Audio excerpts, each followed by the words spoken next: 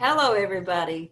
This is Vicky Jeter on behalf of Louisville Center for Spiritual Living with our midweek inspiration.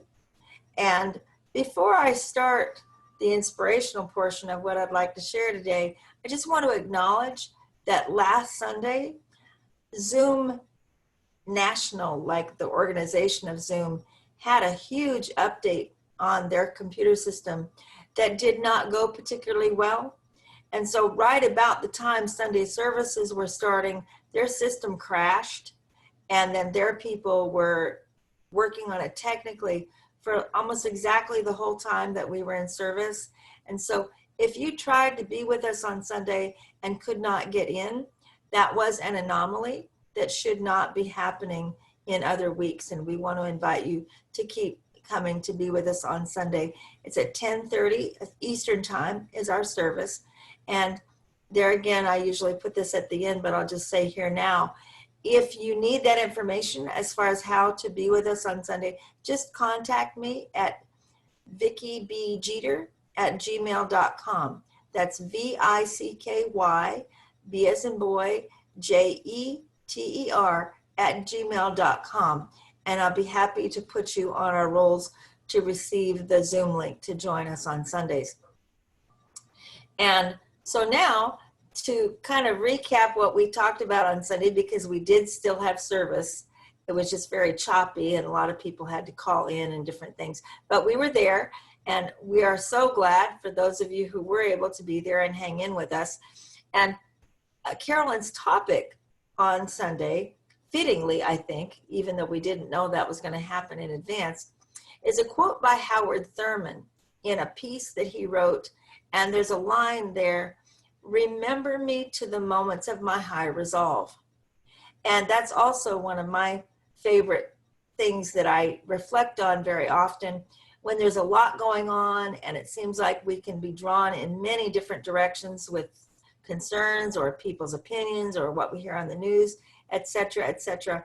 Just remembering as a metaphysician and a person choosing to live from my beliefs and my connection with my higher power, that phrase, remember me to the moments of my high resolve.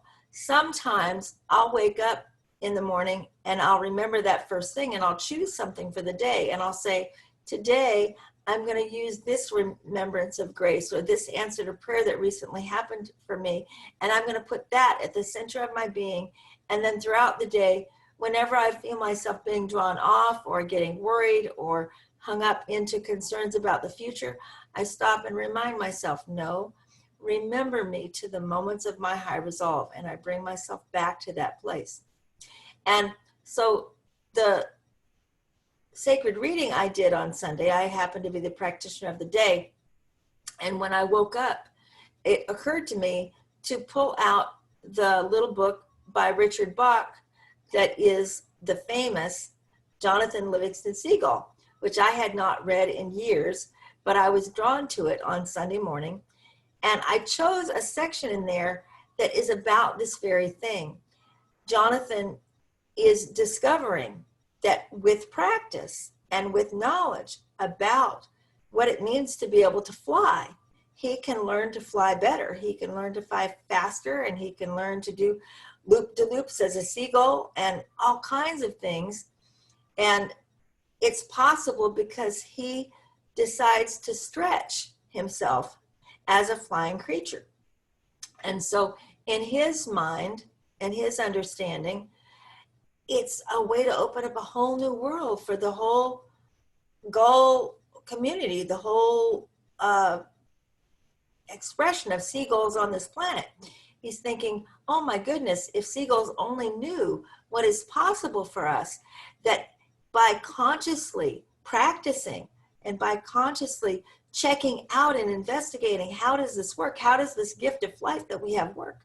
And that occurred to me because in today's environment, you know, there's so much in there going on in race consciousness around fear and concerns and ways that we drop back and we're saying, oh, you know, we have to do so much, rightfully so, to protect ourselves, that we're feeling somewhat retracted and hemmed in. But when we remember that life is happening from the inside out. And from the inside out, we can still have our own universe in our lives. In our lives, we can do our practices as metaphysicians. We can do our affirmations. We can remember the moments of our high resolve on a consistent basis to keep the atmosphere around us on that leading edge of what we choose to happen in our lives, including the protection and including, it's not about denial. It's about knowing that we can do all the things that we need to do for the practical things that are happening in the here and now, and we can still work to do the extraordinary and have the experiences for ourselves and the plan for our life. And if we come from that place of believing and knowing that Spirit can support that by expected and unexpected means, Spirit brings along the way to make that happen. In the same way, in the story of Jonathan Livingston, you know, he learned by trial and error. But when he learned something that he could do, like just by adjusting one little feather, going at a certain speed, just adjusting one little feather would turn him a different direction, you know, and learning how this works. So as conscious creating metaphysicians, we have this fabulous law that we're in interaction with, a spiritual law that we're in interaction with every day by what we think, what we feel, and what we believe. And when we practice, and that's why practitioners are called practitioners, everybody's a practitioner. It's just what level you're a practitioner at.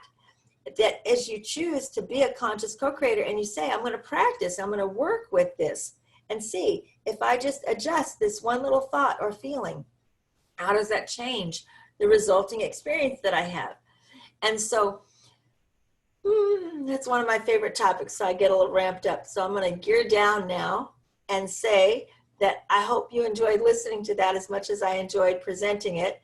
And we look forward to seeing you all this coming Sunday again at 10:30.